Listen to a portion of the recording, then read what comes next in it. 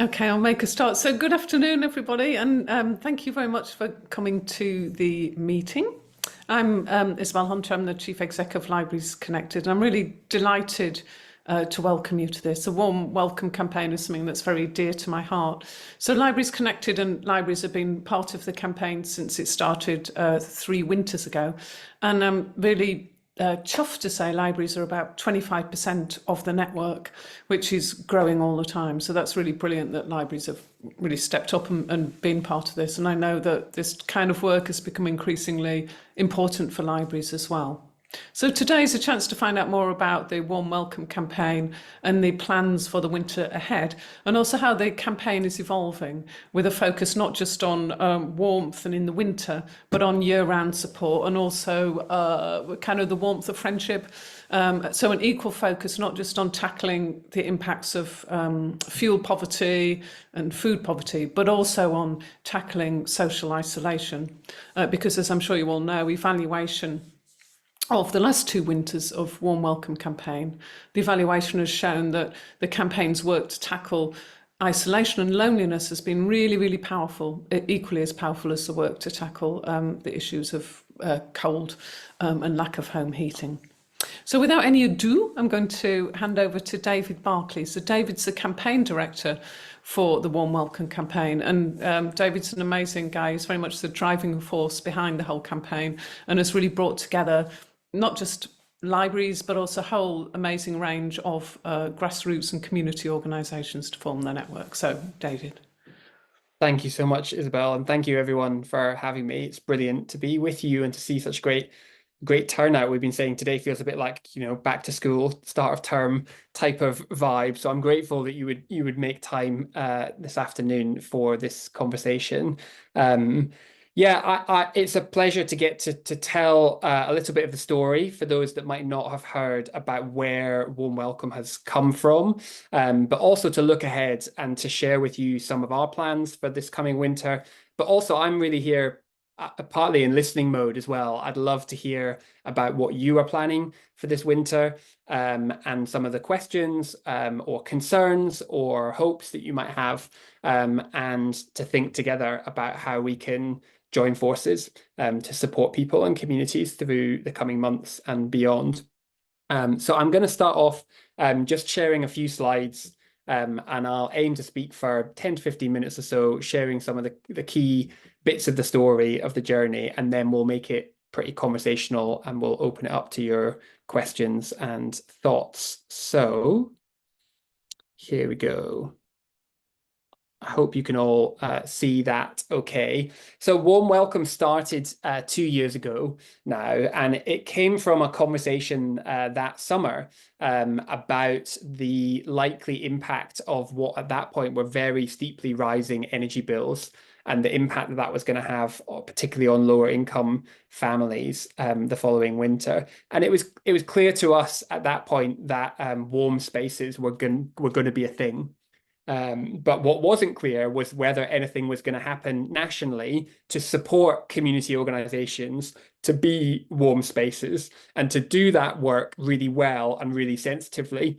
At that time, there was a lot of talk about warm banks. And I think there was this sense that we needed to create something, that was not just warm physically, but that actually had that kind of human warmth and that wasn't a place of stigma for those that might be struggling.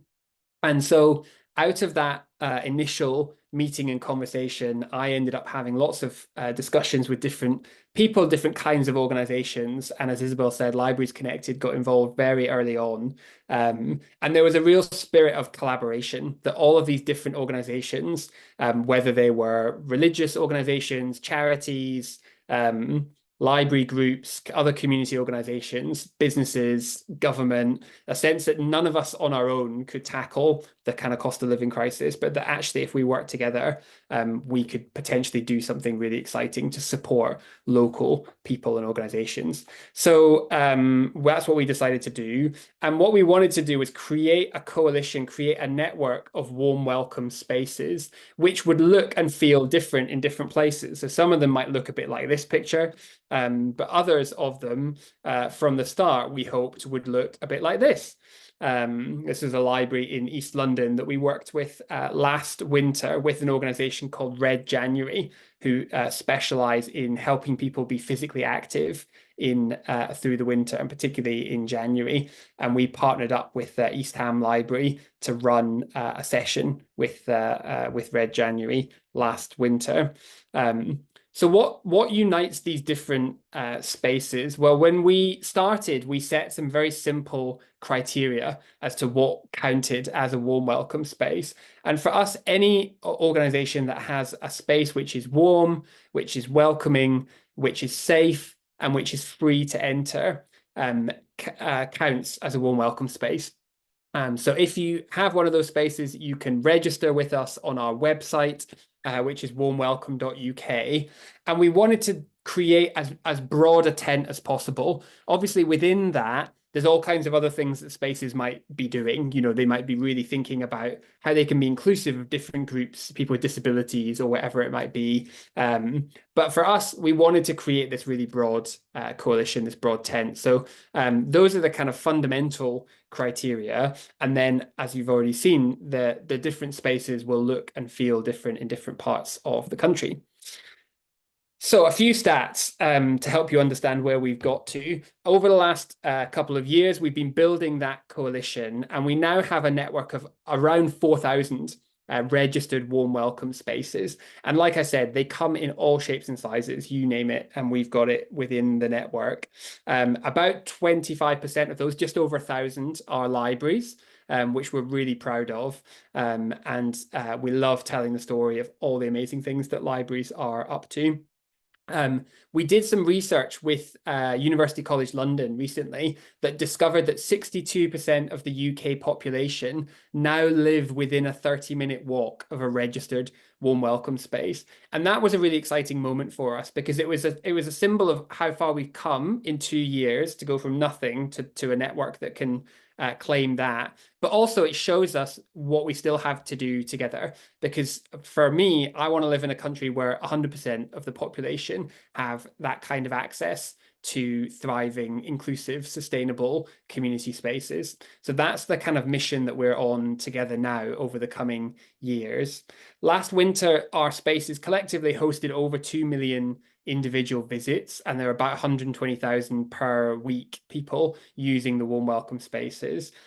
Ever since the start, we've known that these spaces are really important in tackling poverty, and particularly fuel poverty. So just over half of the guests who visit the warm welcome spaces say that without that space, they would be at home with the heating off. And that's quite a sobering reminder. It was striking to me that that was the same this last winter as it was the winter before.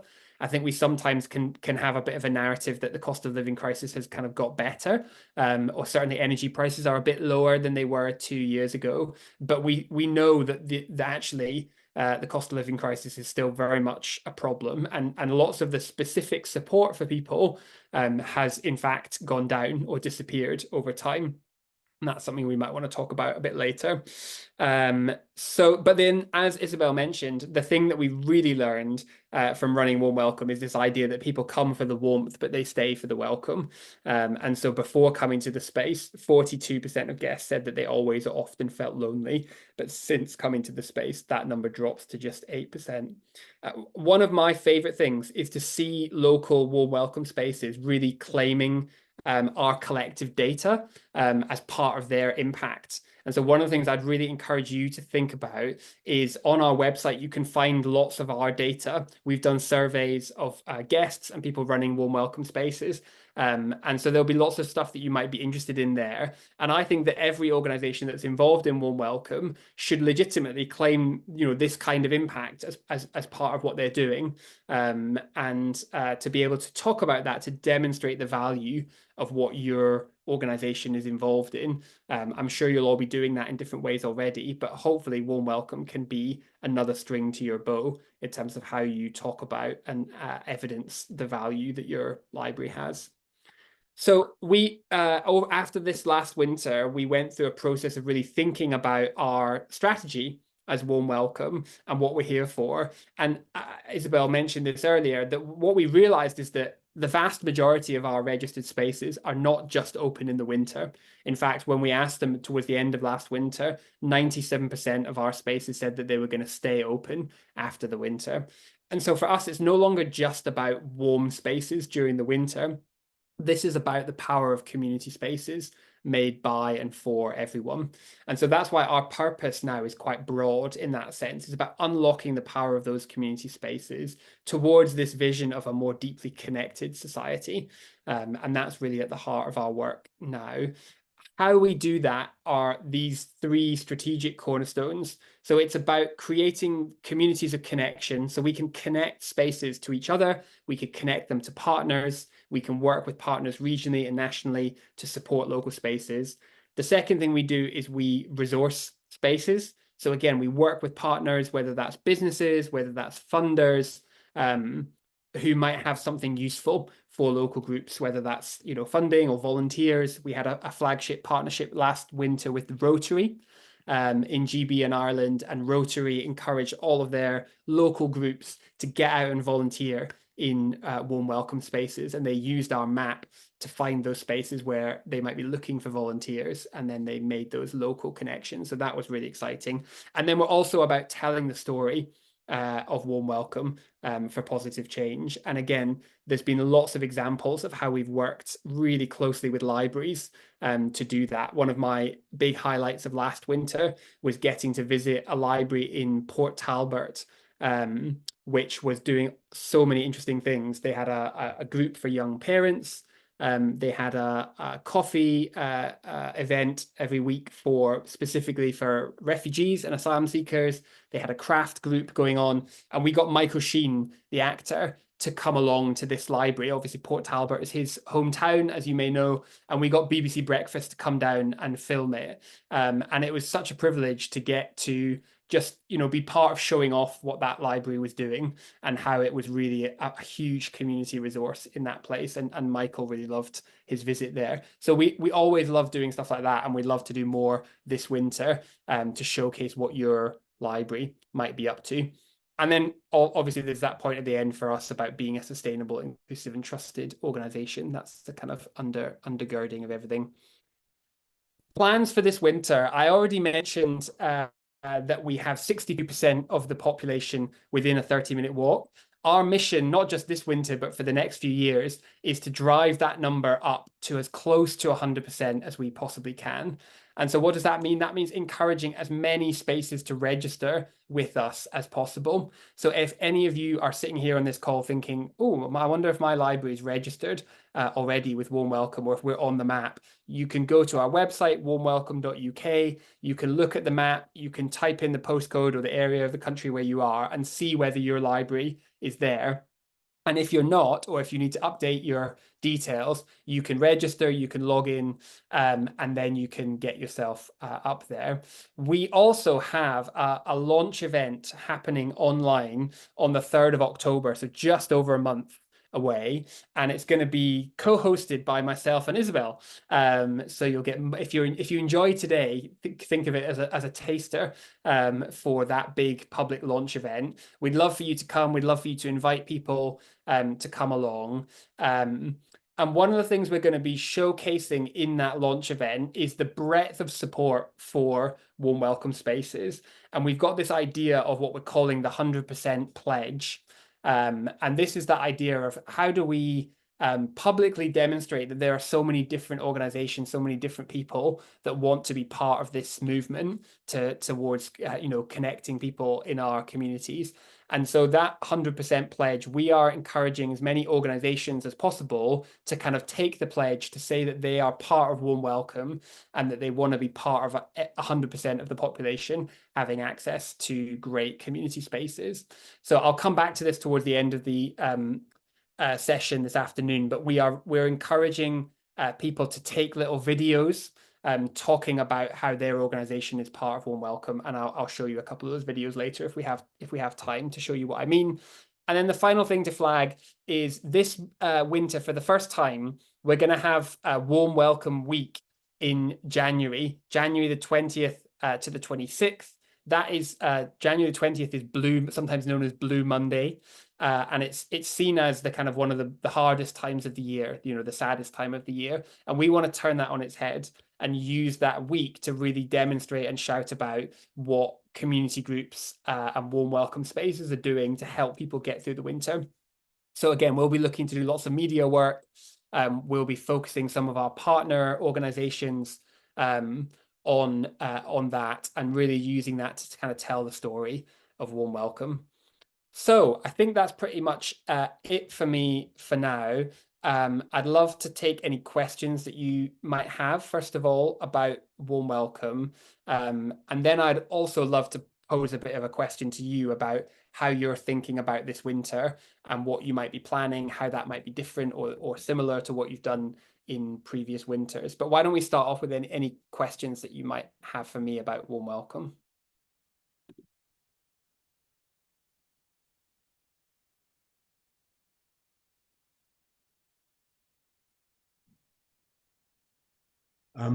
It's not so much a question, actually, just as an observation. Yeah. Just as someone who's coming back into working in libraries after a long layoff working elsewhere in local government for over 3 decades, actually. It's very much noticeable that the role of libraries has changed a great deal. When I was doing it originally, it was very much just about somewhere you came to take books out. And now libraries are real community hubs. And I think that probably most libraries are places where, I mean, perhaps informally already, they've been doing it for quite a long time. And where people, you have regulars in who are clearly there to be somewhere warm, clearly there to be somewhere sort of where the alternative is simply to be outside or somewhere cold, for that. And I think it's only just sort of very welcoming, to use an appropriate word, to hear that something like this is existing to kind of formalize what we've possibly in libraries been doing for quite a while already, which is very interesting. And thank you. Yeah, no, thank you for that. And that's definitely something that I've picked up on. I mean, it's to my shame that I was surprised at just the range of different activities that libraries are now involved in. And for me, that's been one of the joys of running Warm Welcome, has been to really fully appreciate that and to see it, see it in the flesh in different parts of the country. But you're right. And again, Warm Welcome is designed to be an asset to local organizations. So it's always an offer to say, please use the brand as much as is helpful to you. And we're not expecting everyone to suddenly plaster warm welcome stuff all over their library. But if you want to use that name, that branding, if you want to claim some of those stats that we've got, I think you should. And I think hopefully that can be a way of generating positive coverage, whether that's locally or nationally, working with us, and telling that story, because lots of people don't yet realize that that's what libraries are now. And I'm aware from a distance of some of the many pressures that you guys are all likely to be under financially. And so I think the more that we can work together to really shout about how vital libraries are as community hubs and community assets, the better. So that's part of what we're trying to do, really, for Warm Welcome.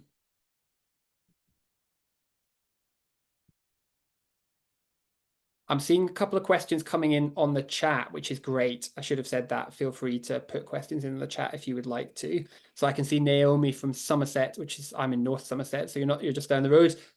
Will there be a campaign that's not online to reach those that aren't connected or aren't followers of their local library pages? Yeah, it's a great question. I mean, we talk a lot with local spaces and with partners about how can we get the word out there to people. And actually, again, some of our data you might be interested to have a look at. I'll put the link to the website in the chat in a second. We asked people, how did you hear about this space? And word of mouth is by far and away, invitation from friends or word of mouth locally. We have created some assets that can be printed out by spaces, flyers and posters and templates and things like that. We also work quite hard to develop partnerships that can help signpost people towards spaces. So we are partnering with the National Academy of Social Prescribing to make sure that social prescribers in the health system know about warm welcome spaces, have access to our map. That's one of the great things about the map, actually, is even if people aren't using it themselves to find a warm welcome space near them, we can put it in the hands of people that they might be coming into contact with, whether that's GPs or health practitioners, whether that's people in local authorities, whether it's people in businesses. One of our partners is Sky, and Sky have said that, you know, I'm going to do a training session for their engineers that are going out to people's homes and helping fix their, you know, dishes and whatever, to tell them about warm welcome. And so actually, if they come across someone that is lonely, that is isolated, then they can appropriately, you know, suggest that they might, you know, reach out to warm welcome or go on the map. So yes, it is something that we think about. And again, would love to get your feedback on how you are looking to reach out into your community and what kind of partnerships you're finding that might be helpful in that. Got another one from Georgia, Kirkbride, saying that their library is part of Warm Welcome through Mentormon. Can we add ourselves to the map? Please do. Yes. There's one of the things that many people will find is that there probably is some kind of local warm space network that you might be part of. And what we always say is we'd really encourage you to do that. This is not an either or. We'd love for you to be part of something local, but also potentially part of our national thing. And we try and design it so that it's really complementary. You know, there might be certain resources that you can access through your local network, which we might not be able to provide. But actually, there might be some things that we can give you access to that local network might not have available. So the more the merrier. We do have some Welsh resources. You can check that out in our resource dashboard for spaces. And if you think we need more, you can get in touch and let us know. So yeah, I'll put the link to the website on in just a second. Darren, do you have a question? Darren Smart. Yes, it sort of builds on what you just talked about there. One of the good things that could really help us would be more radio interviews. They tend to be more willing to pick up, but it's about telling people where they can get this sort of help. Our experience is we get plenty of people using us, but when we do something new and it gets on the radio, for example, last winter we were doing, several of our libraries were collecting coats and other warm clothing donated by the community to pass on, especially including children's, because it was identified we had a real risk with children not having a warm coat or a warm dry coat for winter. And that, because that made radio news, we had people coming in spades, and we also had partners who were willing to hoover up at the end of the winter the spare clothing to be used and rehomed to support other vulnerable groups, including refugees. Brilliant. But it only comes about because they realise we're doing it, and that's our single biggest problem as libraries. People do not know what we do anymore. Yeah. That's really helpful. Yeah, I love that story. And yeah, I think radio is a really good shout. I've got some colleagues that specialize in communications on warm welcome. So I will feed that back, and we'll have a think about, you know, it's again warm welcome week. Someone talked about will there be any promotional material available? And yes, definitely. And if you're registered with us, part of the beauty of that is that you'll then be in the kind of the bloodstream of the campaign. You'll get our regular newsletter, and that will keep you up to date with everything that's happening. But also, again, as I said earlier, please feel free to take our name in vain, as it were, when you're doing a press release at the start of the winter and you're thinking about, you know, how can you make this attractive, feel free to mention Warm Welcome, that you're part of this national campaign, 4,000 spaces across the country. We've got some amazing stats that you can quote. And part of the reason that BBC Breakfast wanted to come to Port Talbot Library was they loved having the local story, the human angle, but they also loved having the stats and the kind of national narrative behind that. And if you ever want me or a colleague to be part of that and to say, look, actually, if you want a national spokesperson for this, we can try and make that possible for a local radio. Like, I would love to do that. I'd be absolutely delighted to help out in that way. So please, I'll put my contact details in the chat, and as well as the website. And if there's ever any press opportunities or support that would be useful, you can just let us know.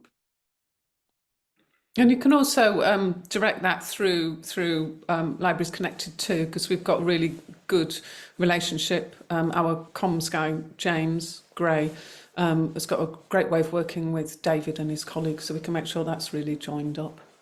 Definitely.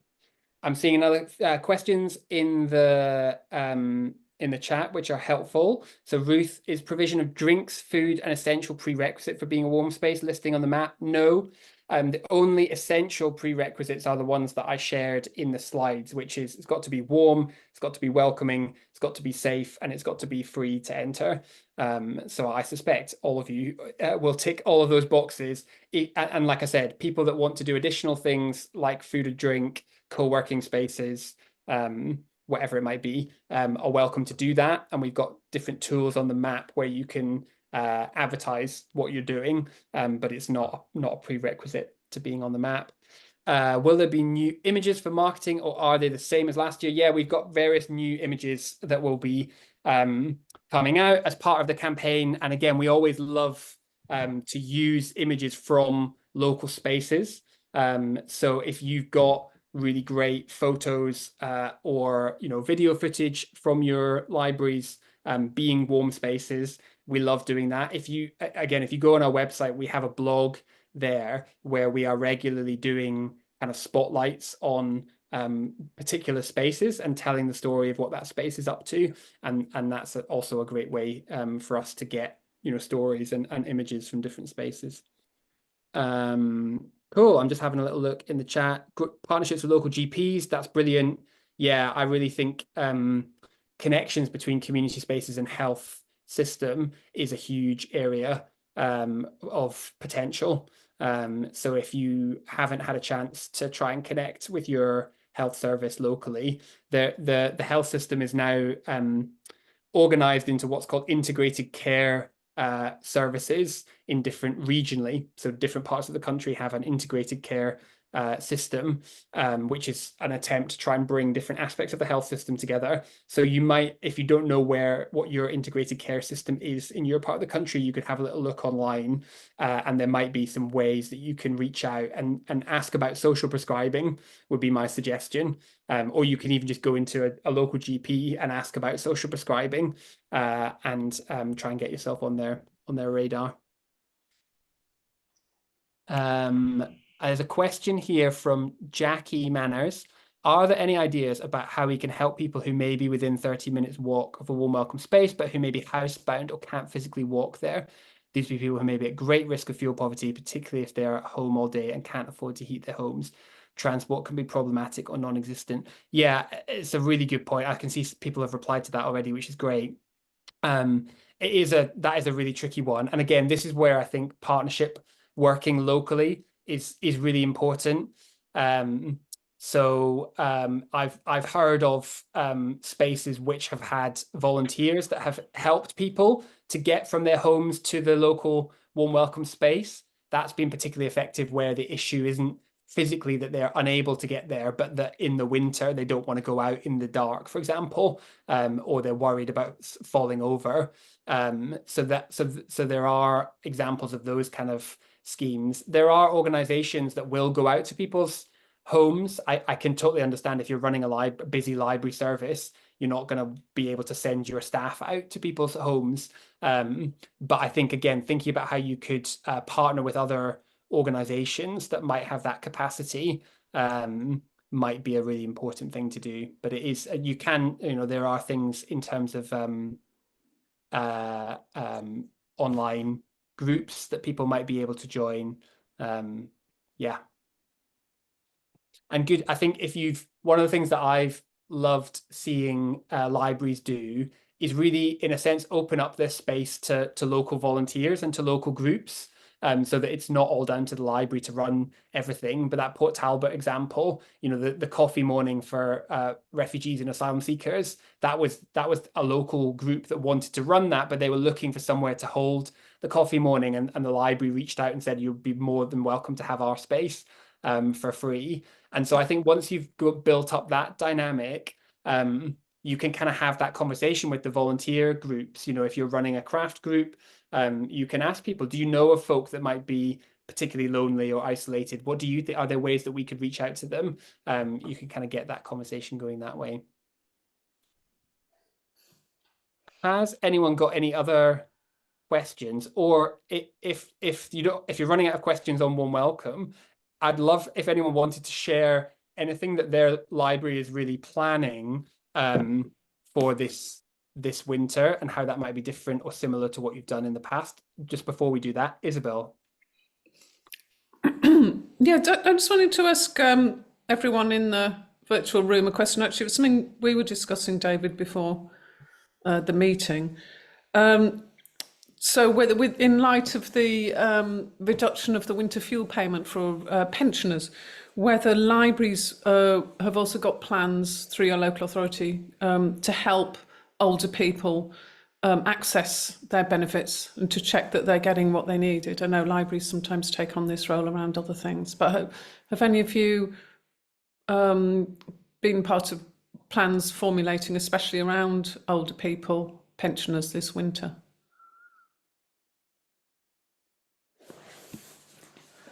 Can't see anybody's got their hands up. Darren. Go for it, Darren. Yeah, Darren. Sorry, problem with the mute button. Just to we do normally a whole thing around the energy tackling in various forms. The obvious thing this year is because it will be means tested. Somewhere in the region of 70% of pensioners who are eligible for it don't seem to know or don't apply, partly because you have to apply online. So we're planning something for that, kicking in towards the start of October, with making that much clearer to people that they are entitled to this benefit. It's relatively easy to apply, and they can be supported by coming into the library, or if it's just they got the competent skills but they need the gear, we loan iPads and Android devices with data built in, cost them nothing. They can use them to go for those various forms of grant. And we also do advertise the schemes, the schemes that the energy companies roll themselves to make that available. Again, because most people don't know about it. Brilliant. That's a really good example of just using that, all the different threads that libraries have, sort of bringing them together to help a particular group of people.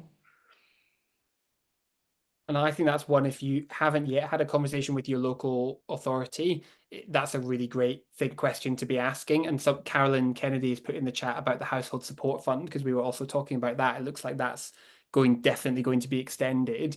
And I know lots of Warm Welcome spaces have benefited from that in the last 2 winters, either in terms of funding for their activities or in terms of having stuff that they can give out to people that is funded through the Household Support Fund. So I'm sure there'll be lots of places that will be having these discussions right now about what they're going to do with their, local authorities, how are they going to use the Household Support Fund. So I think it's a perfect time actually to be reaching out and saying, here's what we would like to do this winter. Is there any way that we can, be supported from the Household Support Fund?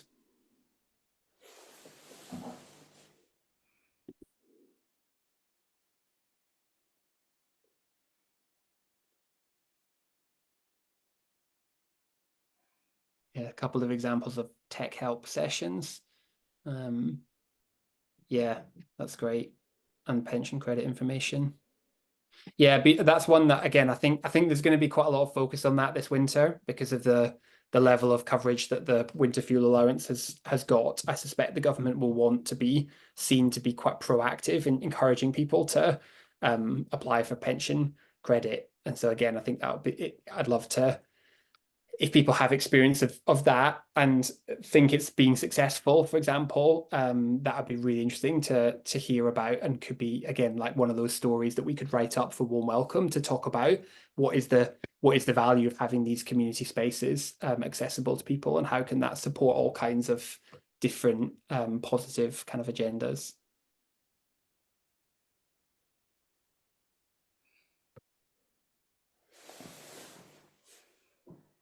So in terms of my question, when people are thinking about this coming winter, are you thinking along very similar lines to previous winters in terms of the kind of activity that you might be running, the kind of support that you think people in your community will need, or does it feel different looking ahead to this winter? And I guess related to that, do you talk about your library as a warm space or as a warm welcome space? What's your experience of that kind of brand and the kind of the language around this? I'd be really interested to hear any reflections on that.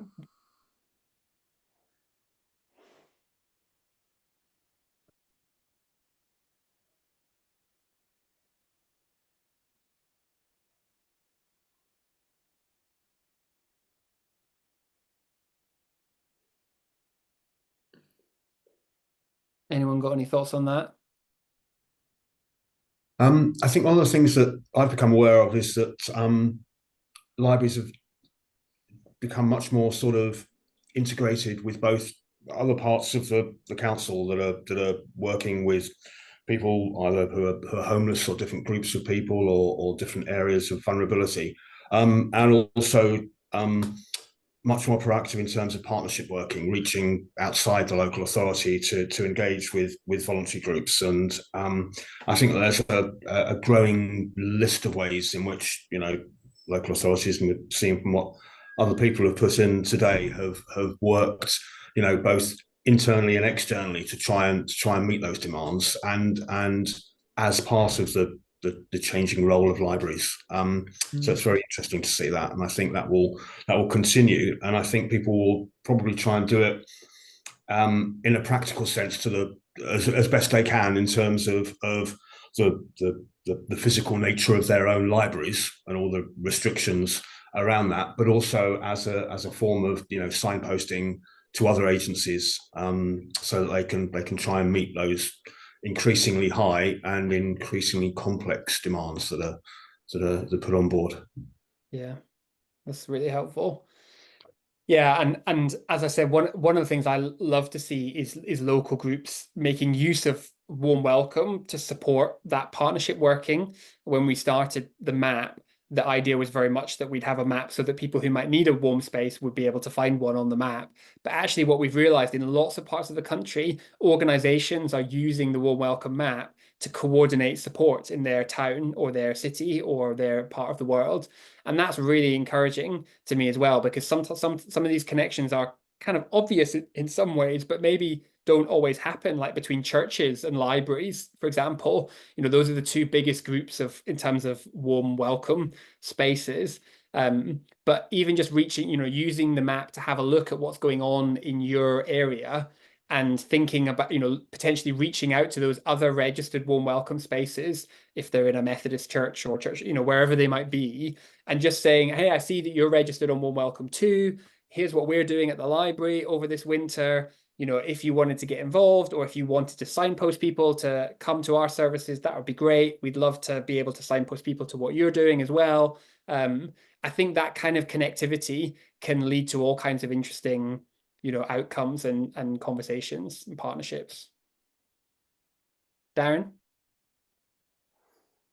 Yeah, it's just, I can give a very clear example of that. In one of our libraries, Wellington, it's called, small market town. We've only got one library where there's a possibility of a food offer. Just because of the resources of the library, we don't have the space to generate warm drinks, warm food particularly easily. But what we've done there is there was a church group who were equipped with a kitchen but didn't have much sitting space. So what we did is effectively we took on the sort of keeping people warm before and after lunch with activities to encourage that, and they in turn provided the meals and sort of effectively ran several sittings that would enable more people in the town to get access to hot food during the day, which is but again, that just came about because we spotted each other on there, and sort of they identified on a local sort of chat position that that's their trouble, and we kind of went, well, we can help out, and if we can help stagger people for sittings, that makes it viable for them because of the small amount of room they had to actually for people to eat in. That's a brilliant example. Yeah, thank you for sharing that. I love the message from Georgia about friendships forming. Are we able to share any more about that? That's the kind of message that reminds me what it's all about, why I bother coming to work every day. Yeah, so it's been really interesting that our kind of locals have kind of come in and used libraries, and during the warm spaces have kind of used that as a meetup space. So maybe previously they would have gone to a cafe, and maybe some would have got, a glass of water rather than a coffee. They instead come to the library knowing that they can get a tea or a coffee and a biscuit, completely free of charge. And it's, a kind of space that they can kind of do, and kind of talk about what they like, and knowing that there's no kind of time constraint on it either. The library's open a lot of our warm welcomes during our late night as well. So we close at 7 p.m. So it runs from 3:30 to 6:30. So they know that during those 3 hours that they're welcome to stay as long as they want to, which means that they get to hang out for longer.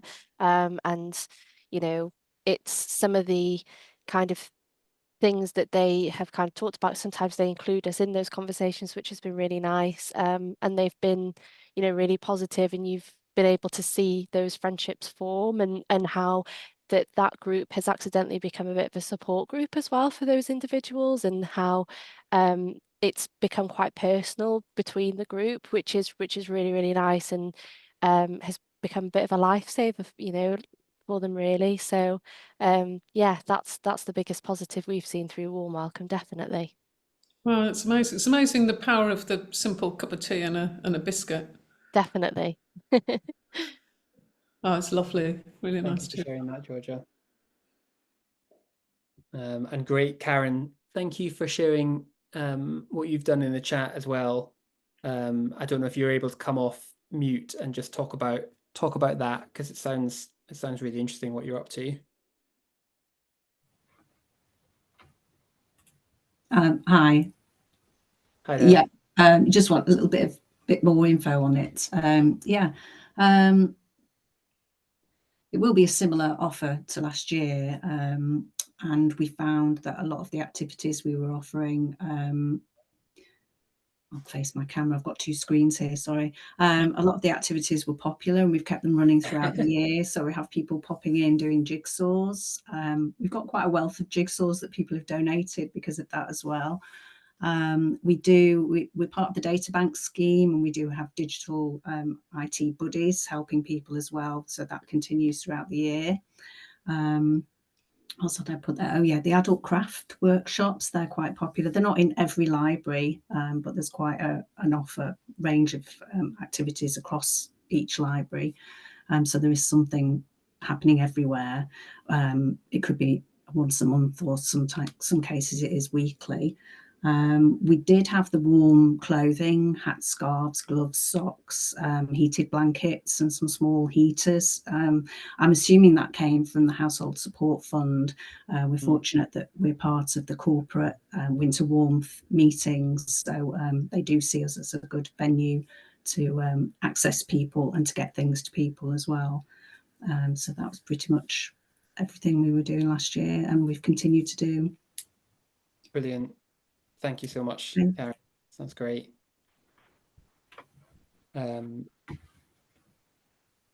Great. I'm conscious of time, coming towards the end of our time together. If anyone has any other kind of burning questions or comments that they want to make, things that they think it would be useful to discuss, then please do stick your hand up, put something in the chat. Oh, I really like that story Rachel's just told in the chat. Belhus Library in Thurrock has a warm space, and after warm spaces ended in the late spring, they formed a club in the hub which runs all year. That's really lovely. And yeah, that's the kind of story that we've heard lots in different places, is that the kind of momentum that can come from just doing something in the winter, and then people are happy to kind of carry it on. In terms of Naomi, in terms of will there be promotional resources available? Yes, if you register on the Warm Welcome website, then you get access to, you basically create a kind of login, and then that gives you access to a dashboard of resources, which includes a whole section on like communications resources. So I'm just logging in myself so that I can potentially show you what it looks like really quickly. So here's what the dashboard looks like once you've registered as a warm welcome space, which takes a couple of minutes. You can go to resources, and then we've got a handbook, which compiles lots of things about running a warm welcome space. But we've also got like a communications toolkit. We've got brand guidelines. We've got signposting for guests, funding opportunities, partners corner where partner organizations can put things. I talked about pullouts and printables, and then we ran a whole series of webinars with different partners over the last 2 years. So there's lots of different kinds of resources that are available there. The other thing that I would be really keen to share with you after this session is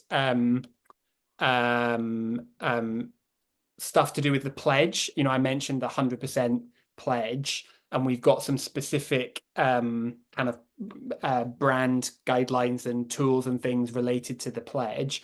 I think we've just about got time. What I mentioned at the start during my presentation, that we are collecting different little video clips of people talking about that 100% pledge. I'd love to just share with you really quickly what we mean by that, what that looks like, because that would be a little bit of homework for you if you were up for it, to send us a little video talking about your library as a warm welcome space, what you might be planning this winter, or just doing a really simple piece to camera saying that you're part of Warm Welcome and that you're going to be providing a warm welcome space for people through the winter, or encouraging your libraries to do so. Let me show you what that could potentially look like. We got it here. Let me let me just make sure I've got the right place. Here we go.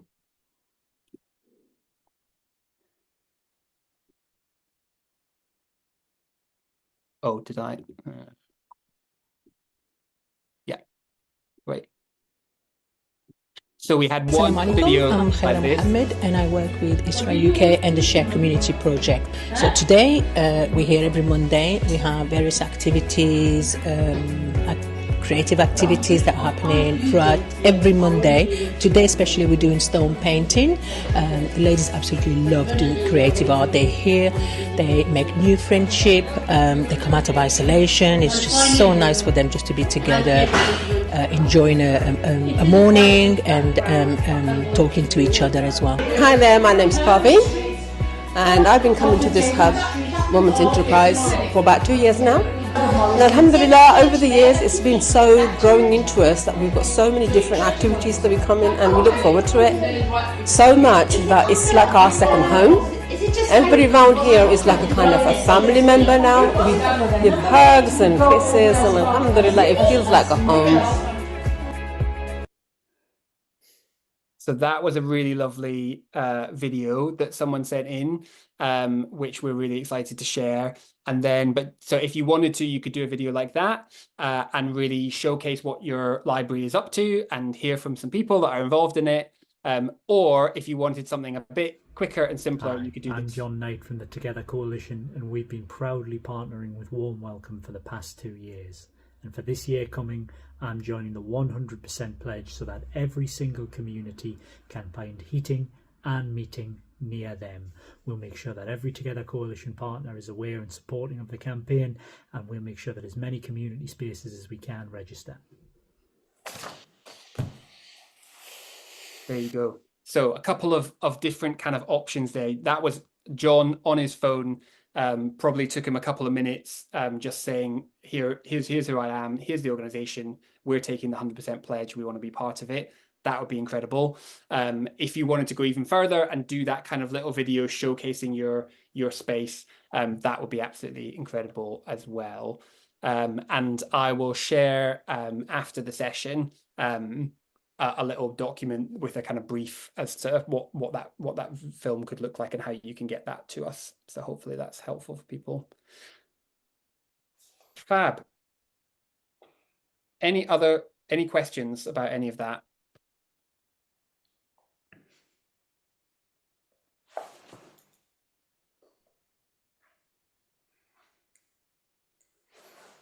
Isabel, anything else that you wanted to ask or talk about? Just it's really great to hear libraries' plans and the level of commitment that you've got to the cause. So I know, in a way, none of us like having to do this. Wouldn't it be great if we didn't need libraries or public services to provide warmth and company for people? But I think libraries are so well placed to do it, and it's the warm welcome bit that you bring to it that's so important. I attend the warm welcome steering group meetings, so it means that if you have questions about how the campaign's evolving or think it could do some more or do differently, then I can feed that through. And again, I'll make sure I feed through back from the campaign any new things that are coming up. I think today's been really useful because I've already got some pointers that I want to follow up on, and I think David has too. So yeah, it's really great, and I must say the work that you do throughout the winter and now all the year round, you know, there's so many incredible stories that are so moving, really worthwhile. So it's just thank you to you and all your colleagues for that level of commitment and doing this work. Yeah, and thanks from me for your time this afternoon. And like Isabel, really inspiring to hear about the work that you're doing, and really looking forward to working with you all and hopefully supporting you to do more and to have an even bigger impact this winter and beyond.